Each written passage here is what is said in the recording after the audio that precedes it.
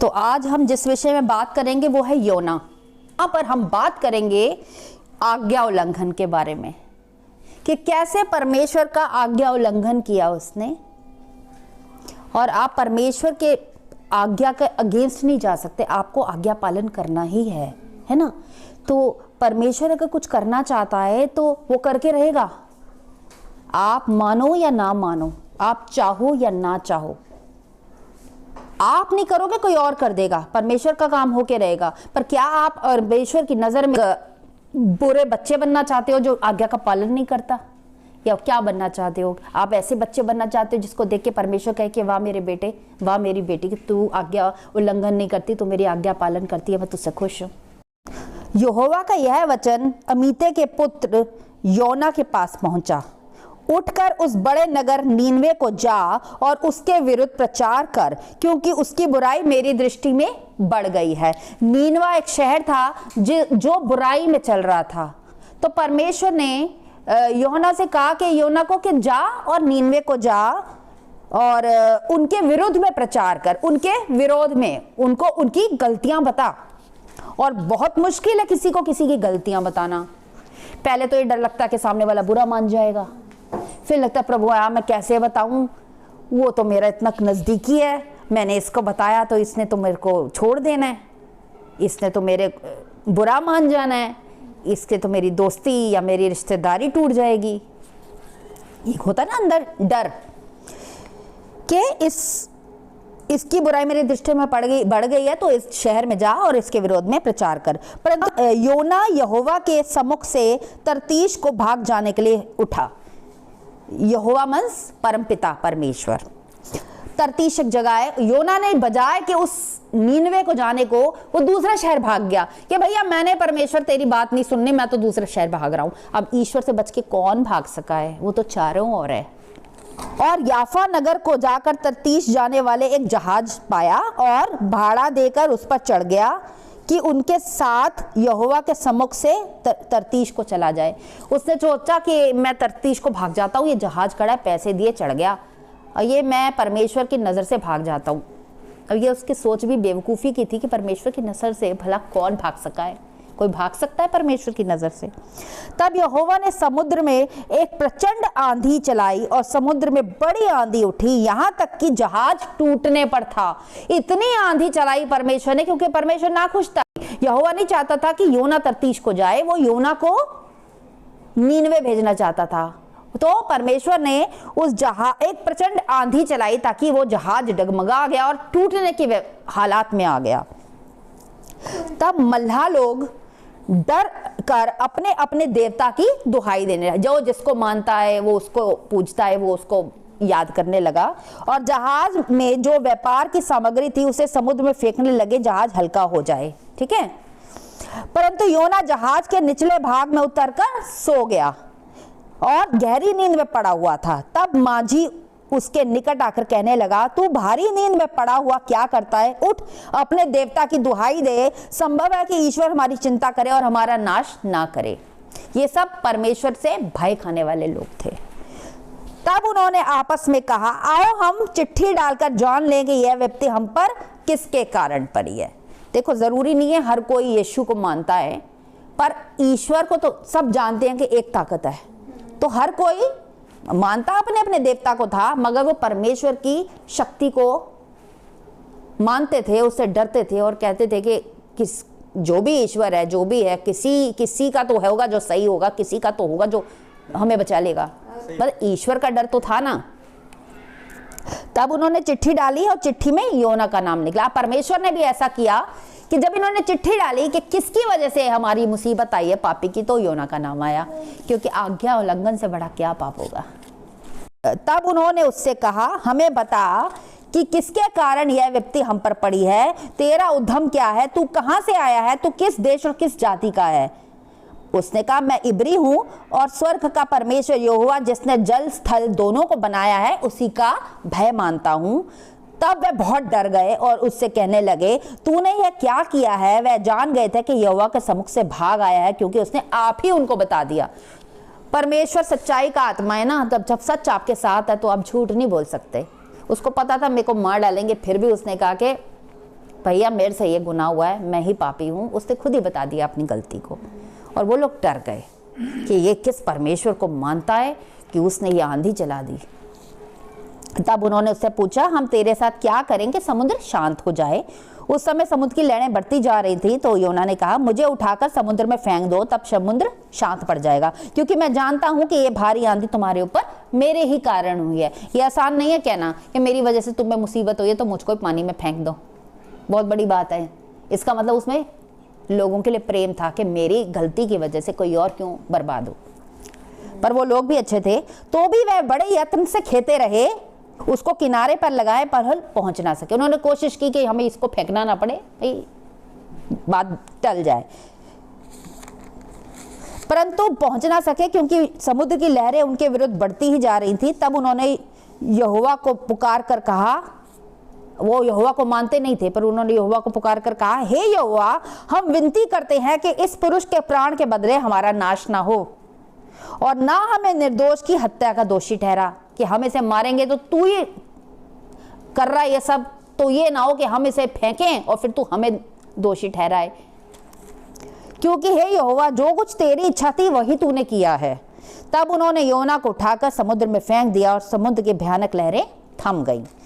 तब उन मनुष्यों ने यहोवा का बहुत ही भय माना, उनकी भेंटें चढ़ाई और मन्नतें मांगी। यहोवा ने बड़ा सा मच्छ ठहराया था कि योना को निगले, और योना उस महामच्छ के पेट में 3 दिन 3 रात पड़ा रहा। एक बड़ा सा शार्क, वेल मछली होती है ना, बड़ी सी मछली, परमेश्वर ने वहाँ ठहराई कि वो योना डूबेगा नहीं। वो मछली ने मुंह में उसको, योना को 3 दिन 3 रात अपने पेट में रखा। समुद्र में तो मर जाता ना, इतनी दूर तैर के थोड़ी जा सकता था। तब क्या किया, योना ने प्रार्थना की। पूरी प्रार्थना है, मैं पूरी प्रार्थना भी नहीं पढ़ रही हूँ। योना ने परमेश्वर से प्रार्थना की, उससे दुहाई दी, क्योंकि अब वो मुसीबत में था और वो जानता था ये मुसीबत उसके ऊपर आज्ञा उल्लंघन की वजह से आई है। तो उसने परमेश्वर से प्रार्थना की, क्षमा की मांगी, और उसको याद दिलाया कि तूने पहले भी बड़े बड़े काम किए, तो मुझे, हम यही करते हैं जब मुसीबत में होते हैं, हमसे गलती हो जाती है, हम माफ़ी मांगते हैं परमेश्वर से, परमेश्वर को कहते हैं, परमेश्वर क्षमा कर, याद कर तूने इतने अच्छे अच्छे काम मेरे लिए किए हैं, तो एक बार और मुझे माफ़ कर देना। तो अब आगे देखेंगे आज्ञा का मानना। तब यहोवा का यह वचन दूसरी बार योना के पास पहुंचा, उठकर उस बड़े नगर नीनवे को जा। परमेश्वर ने फिर उसे याद दिलाया, भाई ठीक है तू प्रार्थना कर रहा है, जा नीनवे को जा, और जो बात मैं तुझसे कहूंगा उसका उसमें प्रचार कर। तब योना यहोवा के वचन के अनुसार नीनवे को गया, और नीनवे एक बहुत बड़ा नगर था, 3 दिन की यात्रा का था। योना ने नगर में प्रवेश करके 1 दिन की यात्रा पूरी की और यह प्रचार करता गया कि अब से 40 दिन बीतने पर नीनवे उलट दिया जाएगा। मतलब कि तुम्हारे पाप इतने बढ़ गए हैं कि आज से ठीक 40 दिन बाद परमेश्वर नीनवे का शहर का नाश कर देगा। तब नीनवे के मनुष्यों ने परमेश्वर के वचन की प्रतीति की और उपवास का प्रचार किया, और बड़े से लेकर छोटे सबों ने टाट ओढ़ा। सब ने टाट ओढ़ा मीन्स सब रोने और बिलख के परमेश्वर से दुहाई करने लगे, माफी मांगने लगे, अपने ऐशो आराम को छोड़कर घुटने पे आके उपवास की प्रार्थना करने लगे। तब यह समाचार नीनवे के राजा के कान में पहुंचा, और उसने सिंहासन पर से उठ अपने राज्य वस्त्र उतार कर टाट ओढ़ लिया और राख पर बैठ गए। उसने अपना सिंहासन से उतर गया। आप ऊंचे स्थान पर बैठकर परमेश्वर से प्रार्थना नीचे स्थान पे की जाती है। अब आप खुद राजा बन के नहीं कर सकते, आपको उसका दास बनना पड़ेगा। तो उसने अपने बहुत अच्छे अच्छे आलीशान वस्त्रों को उतारा और एक सादगी के साथ, हम्बलनेस के साथ, जब तुम मांगते हो ना तो अकड़ के नहीं मांगा जाता। परमेश्वर से कुछ मांगना है तो झुक के मांगते हैं।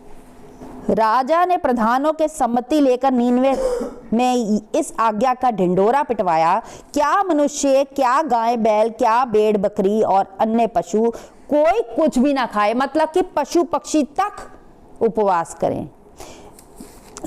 मनुष्य और पशु दोनों टाट ओढ़ें और वह परमेश्वर की दुहाई चिल्ला चिल्ला कर दें और अपने कुमार्ग से फिरें और उस उपद्रव से जो वह करते हैं पश्चाताप करें। सब सारे राजा ने सबको कहा कि नीनवे को एक कि अपने अपने पशु पक्षी और बैलों को, इनको भी उपवास करवाओ और सारे परमेश्वर की दुहाई दें कि परमेश्वर से माफ़ी मांगे और दुहाई दें कि परमेश्वर हमें क्षमा कर।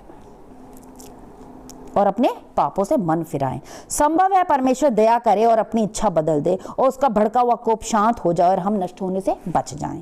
तब परमेश्वर ने उनके कामों को देखा कि वह मार्ग से फिर रहे हैं, फिर गए हैं नहीं लिखा, फिर रहे हैं। फिर जाने में समय लगता है, चुटकी में कोई नहीं बदलता है ना। शराबी को चुटकी में शराब ना पी छोड़ दो नहीं देता है, धीरे धीरे होता है ना।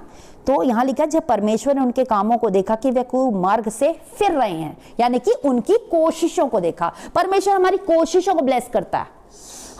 हम बिल्कुल पवित्र नहीं हो जाते चाल चलन में, हम कोशिश करते हैं। परमेश्वर का आत्मा हमसे मदद करता है, हमारी पवित्र आत्मा हमारी मदद करता है कि हम अपने पुराने जीवन को छोड़ के पुरानी चालों को छोड़ें। और परमेश्वर जब उस कोशिशों को देखी तो परमेश्वर के वो फिर रहे हैं मार्ग से, तब परमेश्वर ने अपनी इच्छा बदल दी और उनकी जो हानि करने को ठानी थी वह ना किया।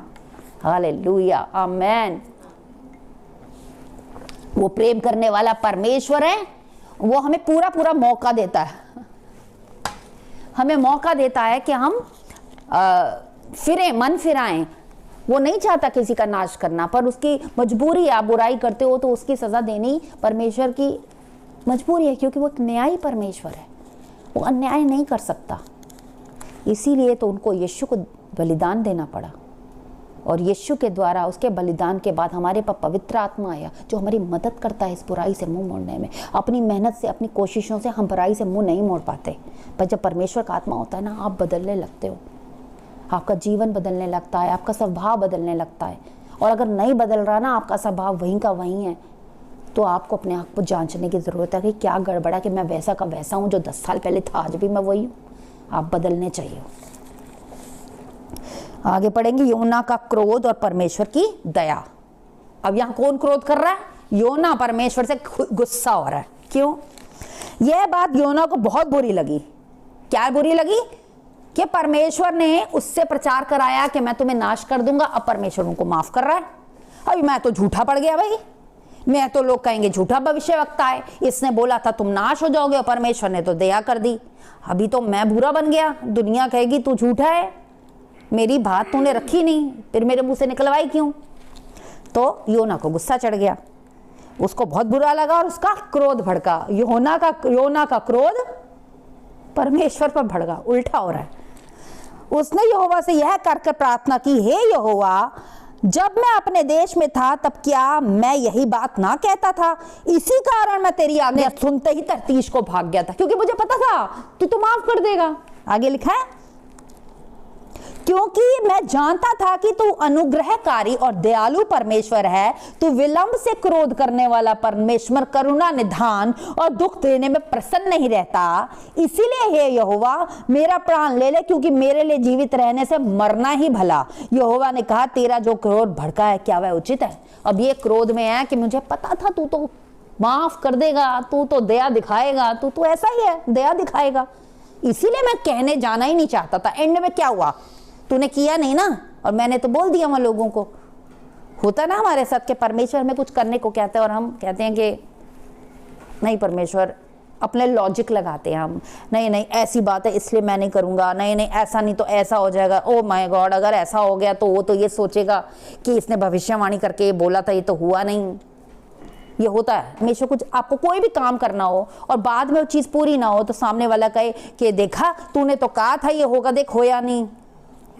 अब आप किसी को जाके कहो कि ये गाड़ी है, इससे तेरा एक्सीडेंट हो जाएगा, और फिर उसका एक्सीडेंट नहीं होता, पर वो इसलिए नहीं होता क्योंकि वो गाड़ी में गया ही नहीं।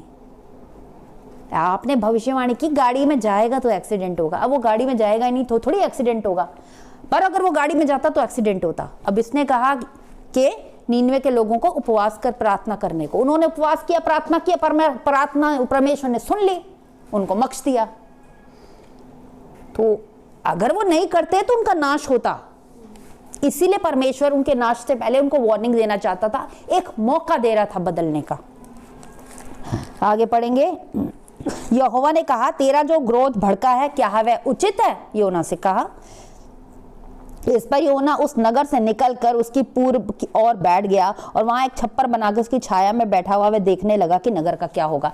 उसने इग्नोर कर दिया क्योंकि वो परमेश्वर से बहुत गुस्सा था, कहीं और चला गया उठ के। अब परमेश्वर तो कहीं पे भी बात कर सकता है ना आपसे, और देखने लगा कि अब मैं देखता हूं क्या होता नाश नगर का कि नहीं होता है।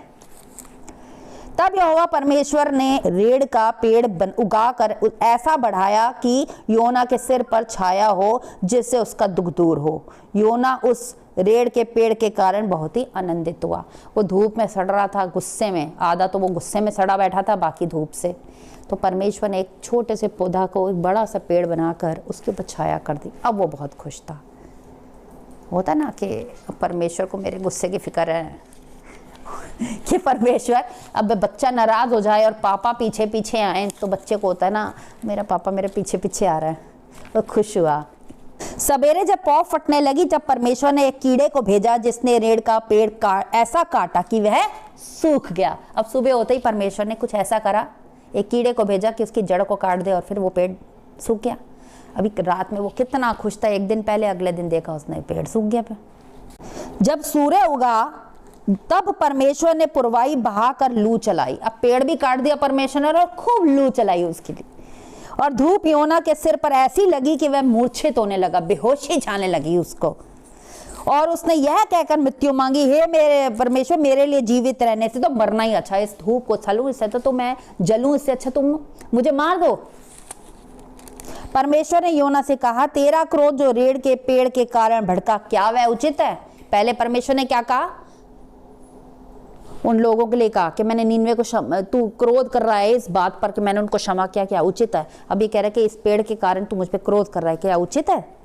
उसने कहा, हाँ, मेरा जो क्रोध भड़का है वह अच्छा है, वरन क्रोध के मारे मरना भी अच्छा होता। तब यहोवा ने कहा, जिस रेड़ के पेड़ के लिए तूने कुछ परिश्रम नहीं किया, ना उसको बढ़ाया, ना वह जो एक ही रात में हुआ और एक ही रात में नष्ट भी हो गया, उस पर तूने तरस खाई।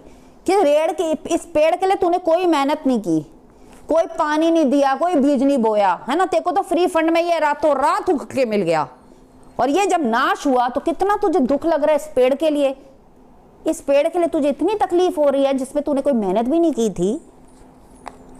फिर उस बड़े नगर नीनवे, जिसमें 1,20,000 से अधिक पुरुष हैं, जो अपने दाहिने बाएं हाथों का भेद नहीं पहचानते, और बहुत से घरेलू पशु भी रहते हैं, क्या मैं उस पर तरस ना खाऊं? तो परमेश्वर ने कहा कि तू पेड़ के लिए तरस खा रहा है जिस पे तेरी कोई मेहनत नहीं लगी। जो तो नीनवे में जहां इतने सारे मनुष्य रहते हैं, इतने सारे लोग रहते हैं, इतने सारे पशु पक्षी रहते हैं, अगर उसका मैं नाश करूंगा वो सब मर जाएंगे, तो क्या मैं उन पे तरस ना खाऊं? तूने तो कोई मेहनत नहीं की, मैंने तूने पैदा किया है, मैं कैसे उन पे तरस ना खाऊं? पेड़ जिस पे तूने कुछ नहीं किया, जिससे तेरा कोई लेना देना नहीं, अगर उसको नाश करने पे तेरा दिल इतना रो रहा है, मरने पे आ रहा है, तो तू क्यों मुझसे एक्सपेक्ट कर रहा है, मुझसे उम्मीद लगाता है कि मैं इतने लोगों का नाश कर दूं जिनको मैंने खुद रचा बनाया, मेरे बच्चों का, और मैं उन पे तरस ना खाऊं? ये स्टोरी यहीं एंड है, इसके आगे कुछ नहीं है। क्यों? क्योंकि यहाँ परमेश्वर हमें बताना चाह रहा है कि वो हमें प्यार करता है और वो हमारी कितनी फिक्र करता है, वो हमें नहीं नाश होने देना चाहता। नीनवे के लोग वो लोग थे जो परमेश्वर को के बातों को नहीं मानते थे, नहीं चलते थे। उसने कहा ये ऐसे लोग हैं जो नासमझ हैं, इन्हें अच्छे दाएं बाएं का पता नहीं, अच्छे बुरे का भेद ही नहीं पता। भेद पता होता और ये मर जाते, फिर मैं कहता कि तुम्हें जानते हो और फिर भी तुम पाप कर रहे हो। इन्हें कुछ अच्छा बुरा नहीं पता, तो इनको कोई अच्छा बुरा बताने वाला तो चाहिए, तभी तो ये बचेंगे। अगर नीनवे में जाके वो ना बताता, तो उनको ना पता चलता अच्छाई बुराई का, परमेश्वर के क्रोध का, तो वो उपवास की प्रार्थना ना करते और वो बचाए ना चाहते। अब परमेश्वर अपने बच्चों को बचाने के लिए उसने अपने योना को मछली के पेट में भी डाल दिया कि भाई जा ये काम कर, मैं चाहता हूं तू ये काम करे। ऐसी सिचुएशन में मैं रिसेंटली आई, योना की सिचुएशन में, और पहली बार नहीं आई, इस सिचुएशन में मैं पहले भी रही हूं, जब परमेश्वर ने मुझसे कुछ करने को कहा और मैंने कहा कि नहीं परमेश्वर मैं नहीं करूंगी, नहीं परमेश्वर ये इतना बड़ा आदमी, ये इतना बुजुर्ग आदमी, परमेश्वर ये इतना पुराना मसीही, मेरे को तो कुछ आता जाता नहीं है, तू मुझसे कह रहा है इसको मैं बोलूं, ये गलत प्रचार कर रहा है, मैं कैसे बोलूं? और परमेश्वर का उठ और बोल, क्योंकि हिसाब मैं तुझसे लूंगा। तेरे घर में प्रचार हो रहा है और गलत हो रहा है, तुझसे हिसाब लूंगा। मैं तब नई मैं अभी आत्मा में तब बढ़ रही थी, नई नहीं थी मैं, पुरानी थी, पर मैं अभी बढ़ रही थी। तब मैंने कहा परमेश्वर अगर तू मुझसे कराना चाहता है तो वो सामर्थ मुझे दे, मैं अपने पूरे शरीर को तुझे सौंपती हूँ, मेरे शरीर से जो चाहे करा ले। तो उस वक्त परमेश्वर ने मुझे ऐसा कर दिया कि मैं, दिल कह रहा है मीनू क्या कर रही है, चुप रह मत बोल, और शरीर खड़ा होके कह रहा है पूरे वचनों के द्वारा। यहीं इसी सीट पे बैठकर मैंने उस ब्रदर को, उन भाई को बोला, एक्चुअली वो अंकल हैं, उनको मैंने बोला कि आप गलत प्रचार कर रहे हो और मेरे घर में गलत प्रचार नहीं चलेगा। सब मेरे विरोध में आ गए, मेरे सारे अपने मेरे विरोध में आ गए कि ये तुमने क्या करा, इतने बड़े आदमी को कहा। मैंने कहा मैं क्या करूं, मैं नहीं थी बोलने वाली, परमेश्वर था। मैं भाग रही थी योना की तरह, बार बार किचन में भागती थी, नहीं प्रभु मैं नहीं करूंगी। मेरे पैर मुड़ते थे और उनके पास आके फिर बोलते थे, और मेरा दिल कह रहा था मीनू क्या कर रही है, प्रभु क्या कर रही तू।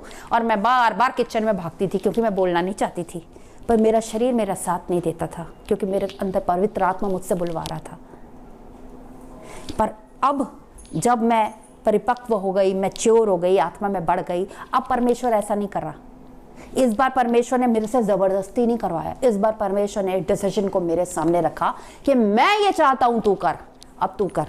क्योंकि छोटे बच्चे को माँ क्या करती है, पैरों में दबा के खाना ठूस ठूस के खिलाती है। बच्चा नहीं खाना चाहता, उसे पता बच्चा खाएगा नहीं तो कमजोर हो जाएगा, तो माँ क्या करती है, पैरों में दबाती है, मुंह पकड़ती है, चम्मच लेके घुसा देती है खाना। करते हैं ना ऐसे। पर क्या इतने जवान लड़के, बड़े लड़के को अगर ये 2 दिन खाना ना खाए हम ऐसा खिलाते हैं? नहीं, हम बार बार उसे समझाते हैं नहीं खाना बहुत ज़रूरी है, खाना का बीमार हो जाएगा, बार बार उसको बोलते हैं, मगर कभी भी पकड़ के दबा के पैर के नीचे दबाते नहीं करते। जब मैं आत्मा में नया नया बढ़ रही थी, आगे आ रही थी, बढ़ रही थी, तब परमेश्वर ने, तब भी मैंने परमेश्वर को जब कहा कि मैं अपने आप को तुझे सौंपती हूँ, तू मेरे शरीर से जैसे मर्जी करा ले, तो परमेश्वर ने उसको फोर्सफुली करा लिया। पर वो मेरी विलिंग थी, मैं विलिंग थी, मैंने इच्छा करी थी कि परमेश्वर तू ऐसे करके करा, क्योंकि मैं तेरी आज्ञा का पालन करना चाहती हूँ, पर मेरे में हिम्मत नहीं है। पर अब मैं जब आत्मा में बढ़ गई हूँ, जब मैं मैच्योरिटी में आ गई हूँ, तो अब वो नहीं है, अब वो डिसीजन मेरे लिए ओपनली फ्री विली दे गया। क्योंकि अब मेरे को इस परीक्षा को भी तो पास करना है ना, कि हर बार परमेश्वर को कहूँ परमेश्वर मुझसे नहीं होगा तू ही करा ले, ऐसा नहीं है। कभी कभी हिम्मत करके आगे बढ़ना पड़ेगा। फिर भी मैं योना की तरह भागती रही, नहीं परमेश्वर मैं नहीं होगा। मैंने यहाँ तक कह दिया परमेश्वर तू मुझे मछली के पेट में डाल दे, मैं मछली के पेट में रहने को तैयार हूँ, पर मुझसे नहीं होगा। फिर मुझे लगा मीनू ये तूने क्या कह दिया। मैंने कहा क्षमा कर प्रभु, मुझे योना की तरह मछली के पेट में नहीं जाना, पर ये काम मैं नहीं करूँगी। तू तो परमेश्वर है, तू बात करता है, तू ही करा ले। फिर जो भी है परमेश्वर से मेरी वार्तालाप हुई, मैं उसके बारे में डिटेल नहीं बोलूँगी। तो परमेश्वर ने फाइनली, मैंने कहा कि ठीक है मैं करूँगी, क्योंकि अगर मैं वो काम नहीं करती और नीनवा, मैं किसी का नाम नहीं लेके ऐसे बोलूँगी कि, और नीनवा अगर नाश हो जाता या नीनवे पे कोई मुसीबत आती, तो ऐसे योना मैं परमेश्वर को क्या मुक्ति दिखाती। योना परमेश्वर को मैं क्या मुख दिखाती अगर नीनवे का नाश हो जाता, या नीनवे में मुसीबत आ रही है, या नीनवा को वो मैसेज देना कितना ज़रूरी है। अगर मैं नहीं दे रही, शायद परमेश्वर को बचाना है वो किसी और को भी भेज सकता है। नीनवा तो बच जाता, पर योना सारी ज़िंदगी के लिए अनाज्ञाकारी हो जाता। परमेश्वर कहता है योना को कि तूने मेरी आज्ञा का उल्लंघन किया। नीनवे को तो परमेश्वर बचा लेगा, पर योना का क्या होगा फिर। तो ज़रूरी था कि योना नीनवे को जाता। तो हमें आज ये सोचना है कि हम में से कितने लोग योना की जगह हैं और कितने लोग उस नीनवे की जगह हैं। अगर हम योना की जगह हैं तो हमें याद रखना है कि हम भाग नहीं सकते, परमेश्वर से कोई भाग नहीं सकता।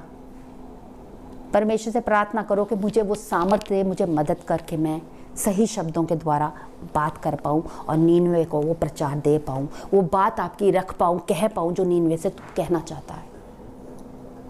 परमेश्वर आपकी मदद करेगा। और अगर आप नीनवे की जगह हैं, आप गलती पर हैं, तो आप परमेश्वर से माफ़ी मांगे, प्रार्थना करें। नीनवे ने क्या किया? नीनवे ने प्रार्थना की, उपवास किया।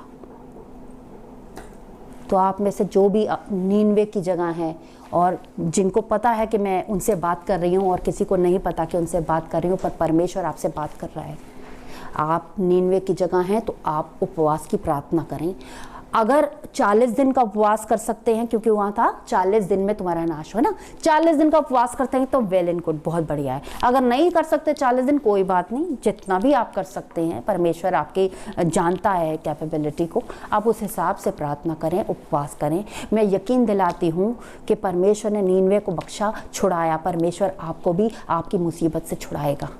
आपको पता है आपके जीवन में कौन सी प्रॉब्लम है जिसके लिए परमेश्वर आपको उपवास की प्रार्थना के लिए कह रहा है।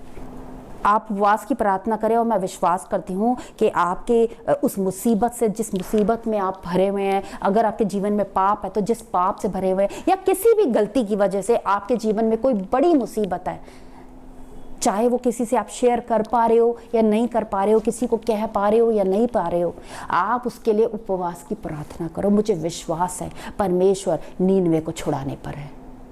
इस बार नीनवा छुड़ाया जाएगा, बचाया जाएगा और परमेश्वर उस पर दया दिखाएगा। मैं विश्वास करती हूँ, मेरा विश्वास है कि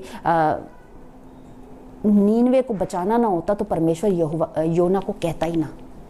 अगर परमेश्वर ने योना को कुछ कहा है, कोई बात बताई रखी, कुछ कहने को कहा या कुछ उसके सामने बातें रिवील करी, क्योंकि परमेश्वर नीनवे को प्यार करता है और वो नीनवे को बचाना चाहता है, वो उसकी प्रॉब्लम को सॉल्व करना चाहता है।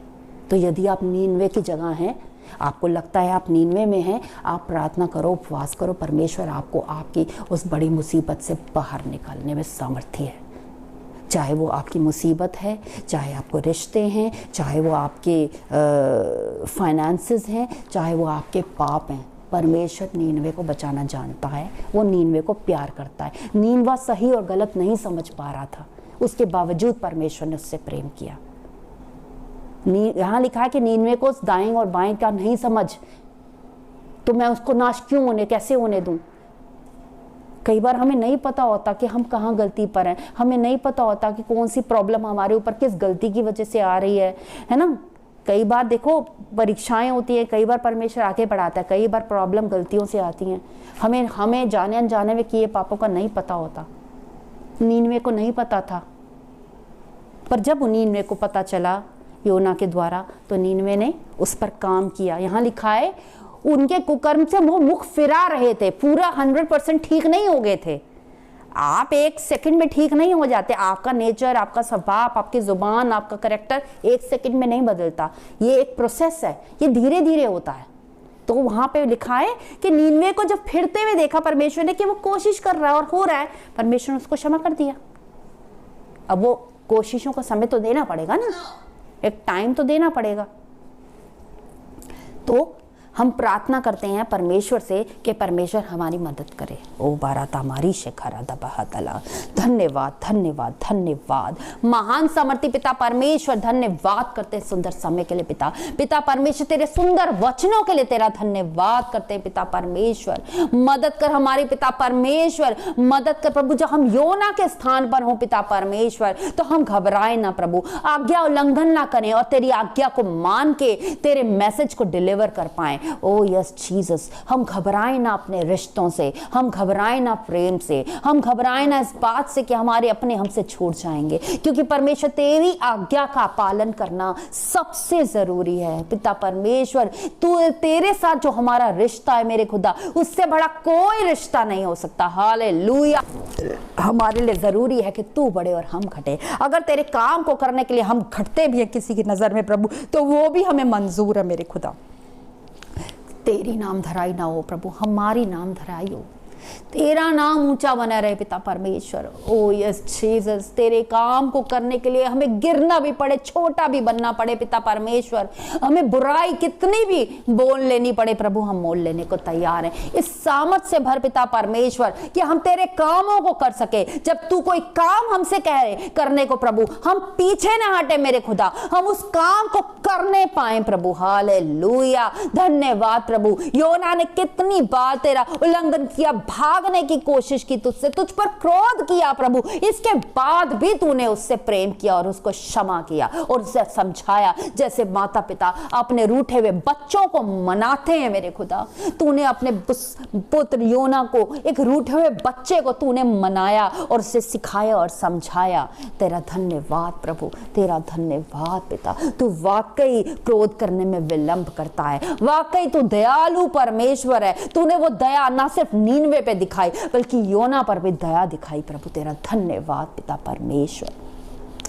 और यदि हम पिता परमेश्वर नीनवे के स्थान पर हैं प्रभु, तो हिम्मत दे पिता परमेश्वर के उपवास की प्रार्थना में हम भी सादगी से रो रो कर आंसुओं के साथ तेरी प्रार्थना कर सके। हम भी अपने टाट को ओढ़कर अपने जीवन के बेकार की दुनियावी चीजों से मुंह मोड़कर पिता परमेश्वर उस उपवास की प्रार्थना में बैठे पिता परमेश्वर। और हम जानते हैं प्रभु तू हमें छुटकारा देगा, तू नीनवे को एक बार फिर बचाएगा पिता परमेश्वर, तू नीनवे को एक बार फिर क्षमा करेगा पिता परमेश्वर और अद्भुत कार्यों को करके दिखाएगा पिता परमेश्वर। तेरा धन्यवाद प्रभु। मैं विश्वास करती हूं पिता परमेश्वर, वो नीनवा पिता परमेश्वर जो जो तू दिखा रहा है प्रभु, मैं विश्वास करती हूँ उस नीनवे पे मैं प्रार्थना करती हूँ पिता परमेश्वर कि तू उसको छुड़ाने पर है पिता परमेश्वर, तू उस नीनवे को प्रभु एक नया करने पर है पिता परमेश्वर। ओ यस जीसस, जो चीजें काम की नहीं पिता, ओ पिता परमेश्वर तू उनको दूर करेगा प्रभु। ओ पिता परमेश्वर, जो प्रोडक्टिविटी नहीं दिखती पिता परमेश्वर नीनवे में, वो प्रोडक्टिविटी दिखने पाएगी पिता परमेश्वर। हालेलुया। मैं विश्वास करती हूँ प्रभु नीनवे बदलने पर है पिता परमेश्वर। ओ यस लॉर्ड, हम विश्वास करते हैं प्रभु तेरे बड़े छुटकारे को हम नीनवे पे देखेंगे पिता परमेश्वर। हम देखेंगे पिता परमेश्वर हमारे जीवन में वो जगहें, वो प्रॉब्लम्स जो नीनवे की जगह पड़ी हैं, वो प्रॉब्लम छुटकारा पाएंगी, वो बंधन टूटने पाएंगे यीशु के नाम से, वो रुके हुए काम यीशु के नाम से पूरे होने पाएंगे। हम विश्वास करते हैं वो पाप हमारे जीवन से दूर होने पाएंगे। हम विश्वास करते पिता परमेश्वर शैतान के जो द्वार हमारे जीवन पे खुले थे यीशु तेरे लहू के द्वारा, वो द्वार हमेशा के लिए बंद होने पाएंगे। खुशियों के बरकतों के द्वार हमारे जीवन पे खुलने पाएंगे पिता। हम फलेंगे फूलेंगे पिता परमेश्वर। ओ यस जीसस, हम अपने आत्मिक जीवन में फलने फूलने पाएंगे, हम शारीरिक जीवन में फलने फूलने पाएंगे, हम अपने फाइनेंसेस में फलने फूलने पाएंगे, हम अपने घराने में अपने वंश के द्वारा भी प्रभु फलने फूलने पाएंगे पिता परमेश्वर। ओ यस जीसस, हमारे पिता परमेश्वर आपने प्रभु सारे बंधनों को खोल दिया। हम विश्वास करते हैं यीशु तेरे नाम से कोख पे पड़े बंधन खुलने पाएंगे, हेल्थ में पड़े बंधन खुलने पाएंगे पिता परमेश्वर। ओ पिता परमेश्वर, फाइनेंस पे पैसों की रुकावटों के बंधन हमारे जीवन से खुलने पाएंगे। हम विश्वास करते हैं पिता परमेश्वर तेरे बड़े काम को हम देखेंगे प्रभु। हालेलुया। यीशु के नाम से इस प्रार्थना को मांगते हैं प्रभु, दया से सुने, ग्रहण करे। आमेन आमेन आमेन।